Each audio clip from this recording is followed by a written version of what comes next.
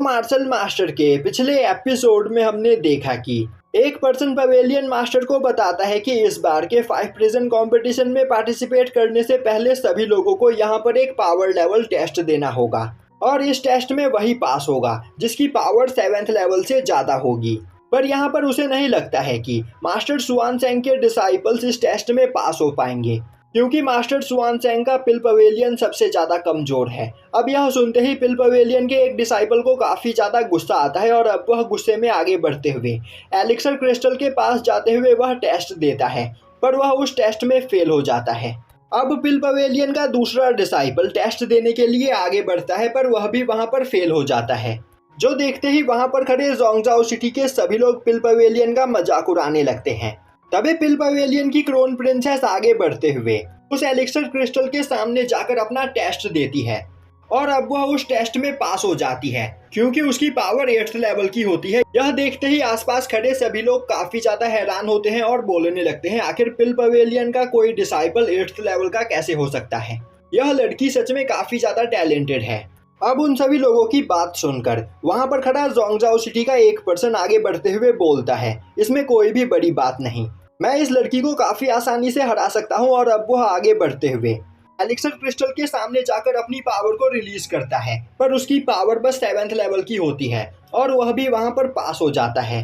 अब वहां पर खड़े पिल पवेलियन और जोंगजाओ सिटी के सभी लोग आगे बढ़कर एक एक करके वह टेस्ट देने लगते हैं और उनमें से कुछ लोग उस टेस्ट में पास होते हैं और कुछ लोग फेल हो जाते हैं।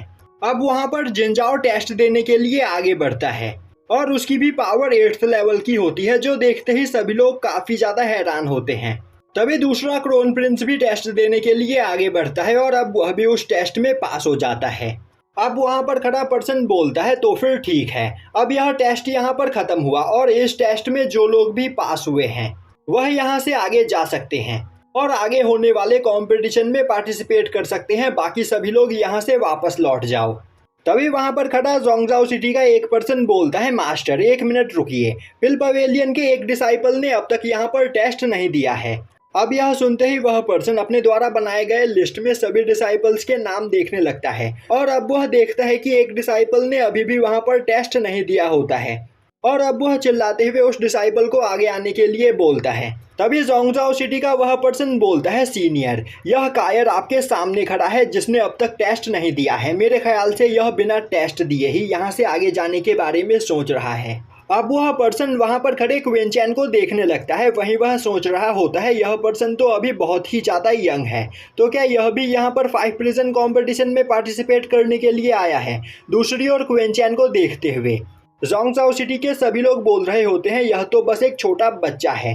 तो पिल पवेलियन के लोग इस बार 5 प्रिजन कंपटीशन में पार्टिसिपेट करने के लिए एक बच्चे को उठाकर लेकर आए हैं और शायद से यह बच्चा इस टेस्ट को देखकर यहाँ पर डर गया होगा, इसीलिए यह टेस्ट देने के लिए नहीं गया। तभी पवेलियन मास्टर आगे बढ़ते हुए बोलते हैं, इसका नाम क्वेंचैन है और यह कोई बच्चा नहीं बल्कि यह मेरे पिल पवेलियन का नया लीडर है। और अब वह क्वेंचैन के पास आते हुए बोलते हैं, क्वेंचैन, तुम्हें इन लोगों की बात पर ध्यान देने की कोई जरूरत नहीं, आगे जाकर टेस्ट दो और इन सभी लोगों को यहाँ पर गलत साबित कर दो। वहीं पर क्वेंचैन सभी लोगों को अपनी पावर नहीं दिखाना चाह रहा होता है, इसीलिए वह धीरे धीरे झिझकते हुए एलिक्सर जेड के पास जाकर खड़ा हो जाता है और अब वह बस अपने एक हाथ का यूज करते हुए अपनी हल्की सी पावर उस एलिक्सर जेड के ऊपर डालता है।